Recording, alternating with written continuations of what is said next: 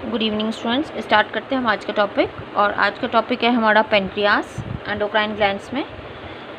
हम chemical coordination में कर रहे हैं, तो हमारा एड्रिनल ग्लैंड तक हो गया था। आज हम स्टार्ट करने जा रहे हैं पेनक्रियास। तो पेनक्रियास क्या है? ये कंपोजिट ग्लैंड है, जिसको हम हेट्रोक्राइन ग्लैंड भी बोलते हैं। हेट्रोक्राइन क्यों?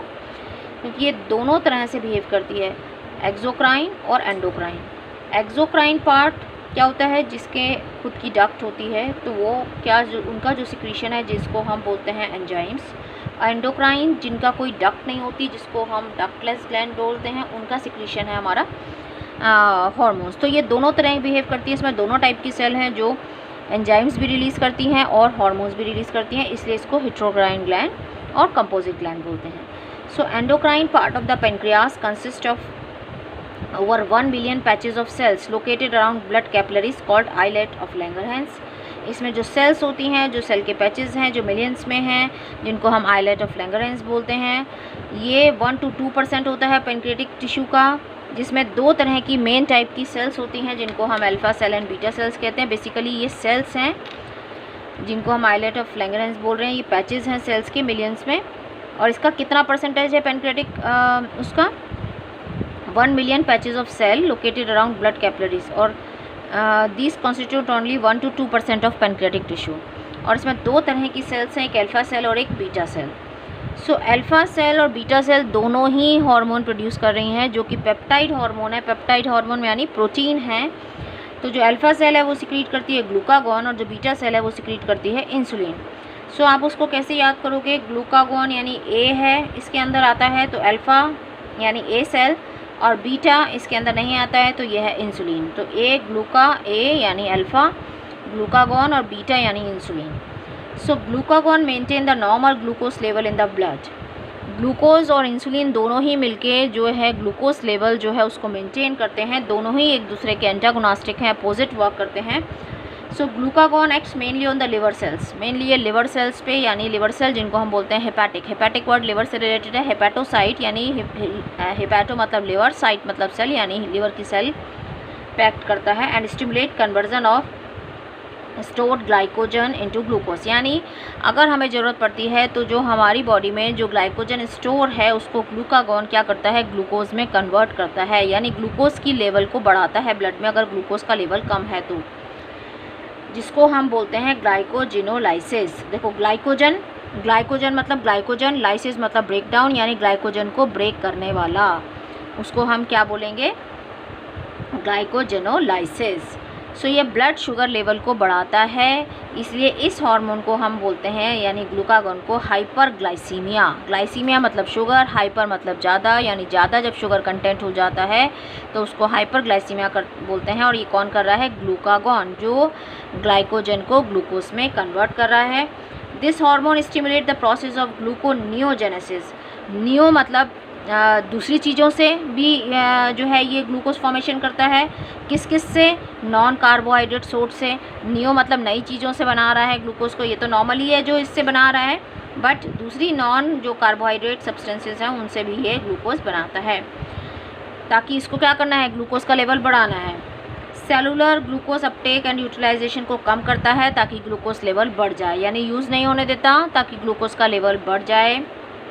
तो ग्लूकागॉन जो है वो हाइपरग्लाइसेमिक है, यानी ग्लूकोज का लेवल ब्लड में बढ़ा रहा है। इंसुलिन जो है बिल्कुल इसके अपोजिट वर्क करता है, यानी दोनों एक दूसरे के एंटागोनास्टिक हैं। इंसुलिन क्या करता है? ग्लूकोज का लेवल कम करता है। So regulation of glucose homeostasis. Insulin acts mainly on hepatocyte and adipocyte. Hepatocyte यानी लिवर सेल, और एडिपोसाइट यानी जो फैट सेल्स हैं उन पे enhance cellular glucose uptake and utilization. क्यों? क्योंकि इसको ग्लूकोज का लेवल कम करना है। यहाँ पर ये उसको कम कर रहा था, cellular glucose uptake and utilization, ये उसको बढ़ा रहा है। Uptake of glucose by cells for respiration. अब क्या कर रहा है ये? कि ग्लूकोज को यूज़ करवा रहा है रेस्पिरेशन के थ्रू, ताकि एनर्जी निकले और ये ग्लूकोज जो है वो ब्रेक डाउन हो। दूसरा, uptake of glucose by liver and muscle cell for glycogenesis. अब ये पर है ग्लाइकोजेनेसिस। ग्लाइकोजेनेसिस मतलब ग्लाइकोजन की सिंथेसिस। ग्लाइकोजन जेनेसिस है ना, सो ग्लाइकोजन की सिंथेसिस होना उसको बोलते हैं, यानी ग्लूकोज से ग्लाइकोजन के बनने को हम बोलते हैं ग्लाइकोजेनेसिस। ग्लाइकोजन की फॉर्मेशन। सो जब ग्लूकोज ज़्यादा होता है तो इंसुलिन ग्लूकोज को ग्लाइकोजन में कन्वर्ट करता है और ग्लूकागॉन ग्लाइकोजन को ग्लूकोज में कन्वर्ट करता है। सो एक दूसरे के अपोजिट हो गए।